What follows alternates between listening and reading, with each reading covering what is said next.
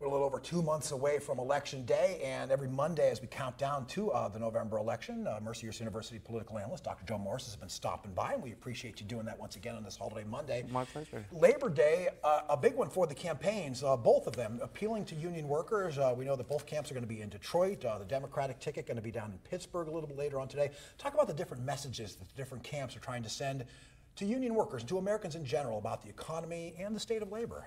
Well, the Harris campaign has a really big task ahead of them. They have to persuade Americans that the economy is not as bad as Americans feel it is. Sure. And with inflation over the last few years, it's a real challenge for them.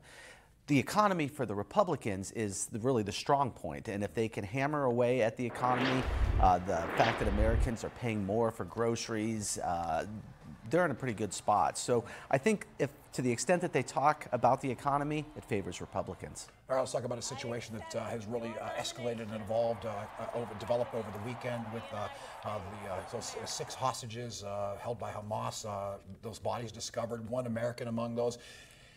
And now we've got the president, of course, saying he was devastated by the news, and the Republican camp saying that there's blood on the White House's hands, basically, so to speak. Yeah, it's unfortunate when these types of events become something that we talk about domestically and we try and push blame from one to another. But I certainly think that the Republicans want to make a case that this is a failure of the Biden administration. Whether or not we can place all the blame on Biden, I think is for the American people really to decide. But without a doubt, this is a tragedy. And today we're seeing in Israel massive strikes that are intended to really change that policy, and that may push us to the end toward the end of a conflict. Something that's certainly been getting a lot of attention, the Trump campaign's visit to Arlington National Cemetery not too long ago, some of the pictures and videos that came out of that. We've got now Kamala Harris finally, after staying pretty quiet about that for several days now, speaking out about it. Talk about how this one may potentially play out for both sides. Yeah, Donald Trump has a history of saying some very controversial things when it comes to those who serve in uniform. Unfortunately for the Harris campaign, I don't think this is something that's going to really be a problem for Donald Trump.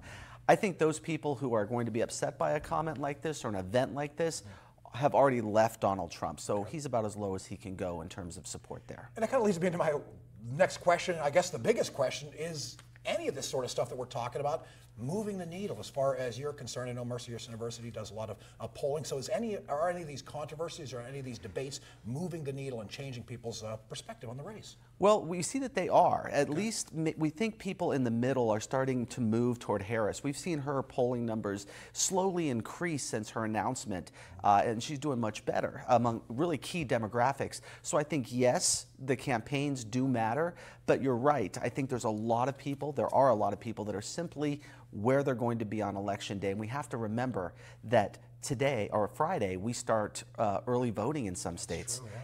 And in just a couple weeks, we add 3 additional states that are going to go to the polls, begin going to the polls. Yeah, and in just over 1 week's time, of course, we'll have that first debate. So we're looking forward to that. And that'll be our focus next Monday. Joe, when you rejoin us, we certainly appreciate your time and all your insight and input into this. My pleasure. As we count down.